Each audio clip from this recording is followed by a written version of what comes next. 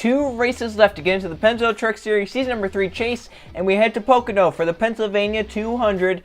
On the pole is the 15th Colton Hill, trying to get the victory lane in the Pennzoil Truck Series as home track. To the outside is the 31th Gustavo Rocha. Then 30th Greg Lee, 4th is Racer, and rounding out the top 5, another Pennsylvania native, Trey Rainey. Then 60th Justin Heath, 7th is Michael Canto, 8th is Alex Stewart, then 9th you have Justin Zidell, and Isaac Nichols rounds out the top 10.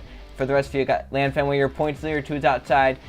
Driver up in the top 5 in points, Code Luigi. He won earlier in the season at Pocono. They have Danny Bright, another Pennsylvania native, Luke Rainey. Then there's Jennifer Beeford and Xavier Sullivan Jr. Cynthia Bright in 3rd in points, Michael Ferris. Then you have Riley Sprue and Christian Parker. James Ryan and Christian Richardson. Then Jeff Moses and Keegan Thompson. Jack Canoramo and Alan Bowman. Then there's Marcus Chapez and Jonathan Beeford. William Seaman and Griffin Lynn 2nd in points. Then Bubba Sir and JJ Reed. Tim Gary and Jonathan Rains. And final rounding up the field, Keith Stevenson, the 62. Who's outside the 07 of Dylan Mills. Rounds out the 36 truck field at Pocono. Let's get on track so I get the command. Gentlemen, start your engine!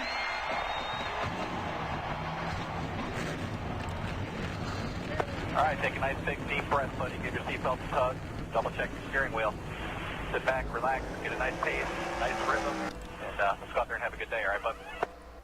Give me a short race here at Pocono. This 3-turn triangle, 2.5 miles in northeastern Pennsylvania.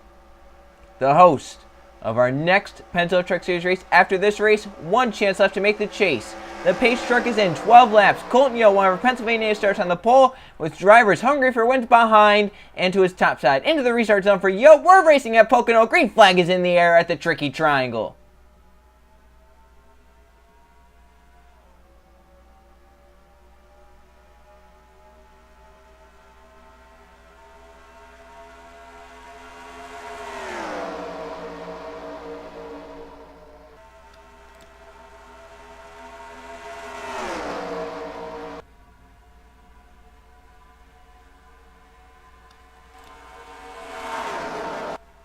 Lee looks to the inside down the backstretch, but had no help down low. Colton Yo trying to get clear up top, and he does.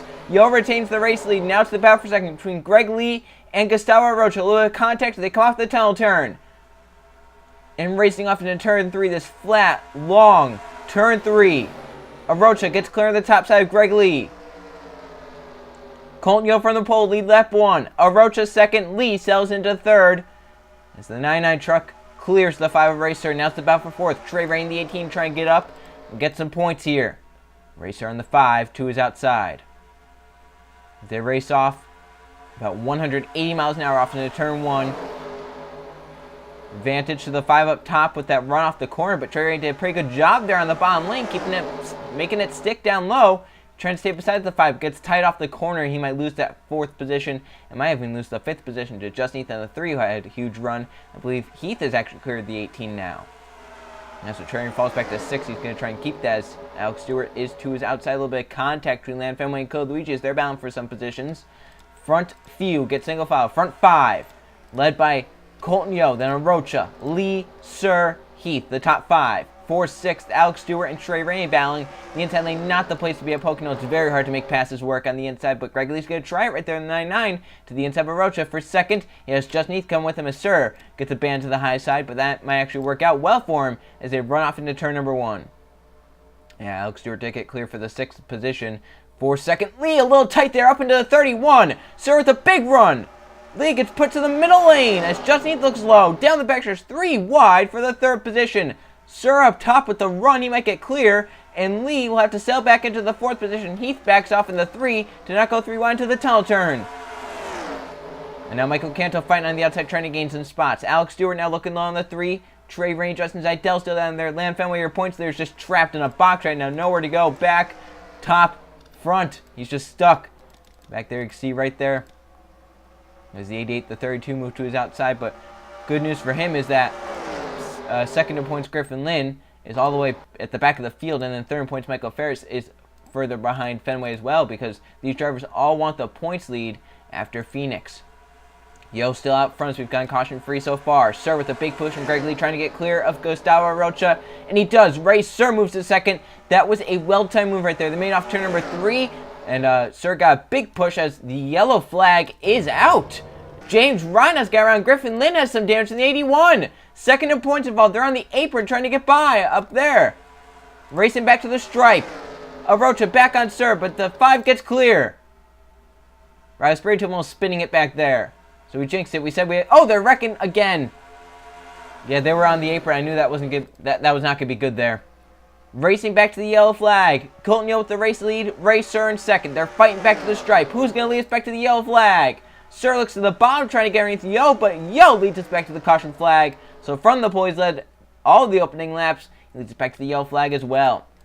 Caution 1, Tim Gary involved. There's Keegan Thompson with damage. He was involved in the tunnel turn. James Ryan was the first guy on. Griffin Lynn, the 81, second in points with damage as well. Let's check out the 2 crashes that caused the caution. Big moves being made in the middle of the pack, going 3 and 4 wide. James Ryan in the 20 is up top. Keegan Thompson trying to close off the 22, gets pushed off the track into the 20, then the 22 makes it, or the 33 made it basically 4 wide, pushed the 22 up, spun James up into the wall here hard with the rear end, then he bounced off the wall, and Griffin Lynn, the 81, committed to the high side, getting on the brakes, but just cannot slow a stock truck down in time, and spins the 20 around, heavy damage to the front of that 81. So it was a big crash there for James Ryan, backs it hard into the outside wall. Both those drivers should be able to continue on, but then they wrecked coming back with Keegan Thompson, Tim Gary, as they were basically, from what I saw, 5 wide on the apron. Yeah, look at this mess back here. William Seaman down the apron, Tim Gary. It looks like Seaman might, yeah, through the grass, comes up into Tim Gary, puts him up into Cameron with some hard hits, and then Thompson nails the 10 hard and heavy. Basically, that might be race-ending damage to the 51. Tim Gary also has some pretty heavy damage as well.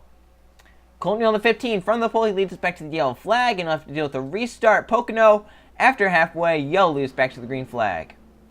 We'll come back green flag racing with 4 laps to go, so if the yellow comes out, the race is over after this restart. Keegan Thompson out from that crash, and we still have 35 trucks left in the race. Colton on the 15 is out front for this restart. Can he hold on? He's dominated this race. He's led more than half of the laps.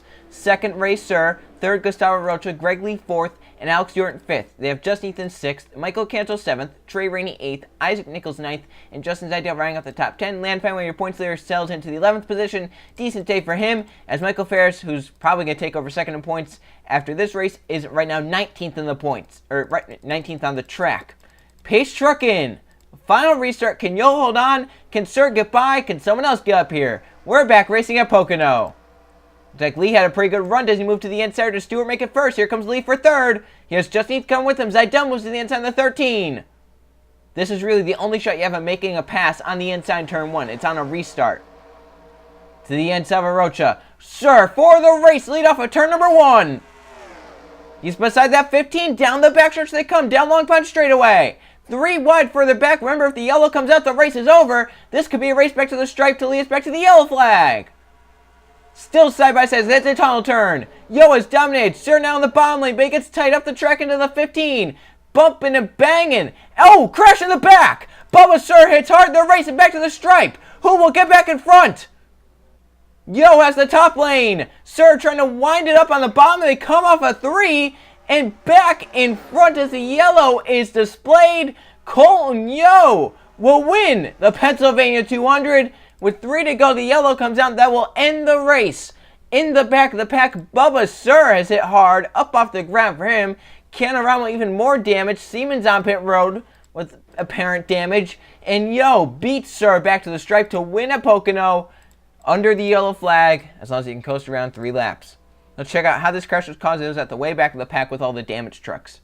I really don't understand how you can wreck running for, what was this, 30th position, Canorama and Bubba Sir. And Sir just overdrives the corner. Bonsais it in there and takes himself and Canorama out. Up into him, spins them both into the wall. Sir up off the ground, up and in the air. Luckily that truck never goes over, but the yellow comes down to the end of the race early.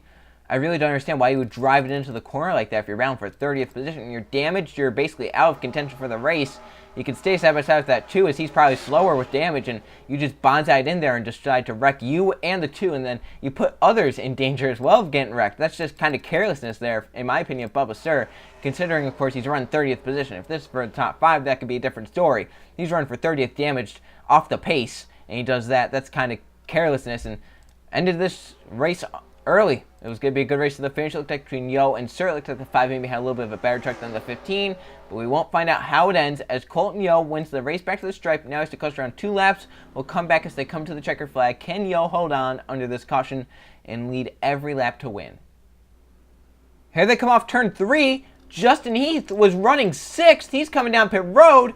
We have to hope that maybe his pit stall is after the start-finish line. Checkered flag is displayed. Colton Yo starts on pole to dominate Pocono. Home track win for Yo. He wins the Pennsylvania 200, and his chase hopes are still alive. Yo wins the Pennsylvania 200 in dominating fashion, leading every lap. As now let's go look at the finishing results. Here are the finishing results from the Pennsylvania 200 at Pocono. There is 2 caution flags for 7 laps, and 1 driver led this race. That was Colton Yo from the pole, leading every lap. Race ends up 2nd, Gustavo Rocha in 3rd, Greg Lee in 4th, and Alex Stewart rounds out the top 5. They have Michael Canto in 6th, Trey Rainey 7th, Isaac Nichols 8th, Justin Zidell in 9th, and Justin Heath, he was going to finish 6th, ends up coming down pit road there at the end for some unknown issue. He rounds out the top 10, losing a few positions there. So there's your top 20. Code Luigi won this race earlier in the season looking for that Pocono sweep. He did not get it, but he still ends up 11th. Decent day for him. Luke Rainey ends up 12th, another Pennsylvania native, as 2 of them finished in the top 10. Rainey, a decent result there, trying to get up into the top 10, get even more chase points before the chase starts. He has 15 already with wins. If he stays top 10, you get even more points there. Fenway, the points leader, he has 2 wins, looking for those 15 chase points for being the points leader at the end of the regular season. He has a pretty nice, comfortable gap over Ferris now, as Ferris ends up 19th, a few positions behind Fenway. And of course, Griffin Lynn loses the 2nd position in points, as he ends up towards the bottom of the list in 31st. Seaman had that camshaft issue. That's why he was in the pits and out of the race 35th. Thompson was the only driver retired from the crash, 36th. Let's now go look at the point standings heading into the final race before the Pennzoil Truck Series chase cutoff. So after Pocono, here are the point standings. Landon Fenway has the points lead by 85 points over Ferris. So that's a pretty comfortable points lead. As long as he doesn't have a horrible day and Ferris doesn't win, Fenway could possibly get those 15 points. Ferris would still get 10, though, if he were to finish 2nd in the regular season points. And with those 2 wins, that's not too shabby. Alex Stewart 3rd, but he needs a win to get into this chase. He's 180 points behind Fenway. That's very unlikely that he's going to get to the points lead. So Stewart needs a win. Lynn is 4th, Luigi 5th. Then Zidell in 6th, Richardson 7th, Sir is in the top 10 without a win. He's 8th. He needs a win. Luke Rainey up to 9th, he gains a position. And Greg Lee down, or up into 10th, but he needs a win as well. So there's your top 20.